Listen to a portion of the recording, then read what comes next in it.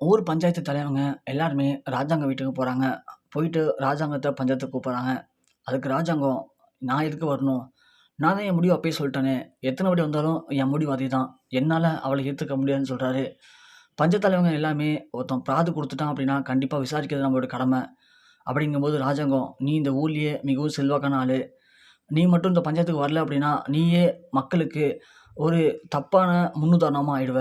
எதா இருந்தாலும் பஞ்சாயத்துக்கு வா, பேசிக்கலாம்ன்னு" சொல்றாங்க.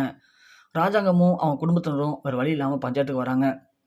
பஞ்சாயத்துல நம்ம செல்லப்பன்னிகிட்ட உன் பிராது என்னான்னு கேட்க, என் பொண்ணு எந்த தப்புமே பண்ணவே இல்ல. இருந்தும் இந்த ராஜாங்க குடும்பத்தினர்கள் என் பொண்ணையும், அவ பொண்ணுல என் வயித்துல வர கருவையும் ஏத்துக்காம இருக்காங்க. அதுக்கு எனக்கு ஒரு முடிவு தெரிஞ்சாகணும். இல்ல அப்படின்னா, நான் தொடர்ந்து இந்த சவுக்கால அடிச்சுப்பேன் அப்படின்னு சொல்ல, அங்க இருக்க எல்லாருமே கேட்குறாங்க. இது மாரி ராஜாங்கம் எதுக்காக உன் பொண்ண தொரத்திட்டா அப்படின்னா, உன் பொண்ணு அவன் கல்யாணத்த நிப்பாட்டிட்டாங்க, அவங்க வீட்டு கல்யாணத்த.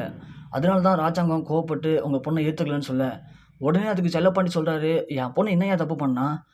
அன்னைக்கு மட்டும் போலீஸ் வரதுக்கு முன்னாடி என் பொண்ணு ஃபோன் அடிச்சு சொல்லாம இருந்தா, ஒட்டுமொத்தமா போலீஸா வந்து அந்த குடும்பத்தையே கைது பண்ணியிருப்பாங்க. 18 வயசு கீழ இருக்கிற பொண்ணுக்கு கல்யாணம் பண்றது அப்படிங்கிறது சட்டப்படி குற்றம். அப்படி இருக்கும்போது அன்னைக்கு என் பொண்ணு பண்ணது சரிதானே! இந்த ஊருக்கே சட்டம்னா என்னான்னு புரிய வச்சிருக்கா என் பொண்ணு. அப்படி இருக்கும்போது என் பொண்ணு பண்ண தப்புங்கிறது எப்படி ஏத்துக்க முடியும்? என் பொண்ணு பண்ணது சரிதான்" அப்படின்னு சொல்ல, அந்த பஞ்சாயத்து கூட்டத்துல இருக்கிற ஒரு ஆள் சொல்றாரு, "கரெக்ட்டு. செல்லப்பாண்டி சொல்றது கரெக்ட்டு தான். அன்னைக்கு மட்டும் அந்த கல்யாணம் நிக்கி போல அப்படின்னா, கண்டிப்பா போலீஸ் வந்து அந்த கல்யாணத்துக்கு உடந்தையா இருந்த எல்லாரையுமே கைது பண்ணியிருப்பாங்க. சொல்லப்போனா ராஜாங்க வீட்டு குடும்பத்துடைய மானத்த அந்த பொண்ணு காப்பாத்தியிருக்கா.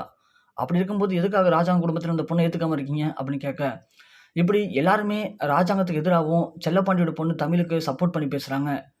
அந்த நேரத்துல செல்லப்பாண்டியும் அது தமிழுக்கு சப்போர்ட் பண்ணி பேச, ஊர் பஞ்சாயத்து தலைவர்களும் தமிழுக்கு சப்போர்ட் பண்ணி பேசுறாங்க.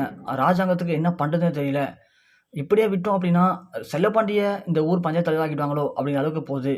இத இப்படி விடக்கூடாது. கண்டிப்பா நாம ஒரு முடிவு பண்ணியே ஆகணும். ஊர் மக்கள இப்போ நம்ம பக்கம் இழுக்கணும் அப்படின்னா, ஊர் மக்கள் ஆசைப்படுறத நம்ம பண்ணியாகணும்னு சொல்லிட்டு, நான் வந்து வேணும்னு தமிழ கோவப்படுத்தல, இப்படி பண்ணல. என்ன ஜெயிலுக்கு அனுப்பிச்சிட்டாலே அப்படிங்கிற ஒரு ஆதங்கத்தில தான் நான் பண்ணிட்டேன். மத்தபடி தமிழ் மேல எனக்கு எந்த கோவமும் கிடையாது. அவள தாராளமா எங்க வீட்டுக்கு அனுப்பி வைங்க. நாங்க அவள பார்த்துக்கிறோம்னு சொல்லிட்டு ராஜாங்கம் சொல்லிட்டு அங்கேருந்து கிளம்பிறாரு. செல்லப்பாண்டிக்கு சந்தோஷம் தாங்கல. ஊர் மக்கள் எல்லாருமே இப்ப திரும்ப ராஜாங்கத்த, "பாத்தியா, ராஜாங்கம் ஏதோ கோவத்துல பண்ணியிருக்காரு. மத்தபடி அவருக்கு எந்த ஒரு பர்சனல் வெஞ்சன்ஸும் கிடையாது போல. ஏத்துக்கிட்டாரு மருமகளா. இதுதாங்க ராஜாங்கம்" அப்படிங்கிற மாரி எல்லாருமே ராஜாங்கத்த புகழ்ந்து பேசுறாங்க. ராஜாங்கம் அமைதியா கிளம்பி வீட்டுக்கு போயிறாரு.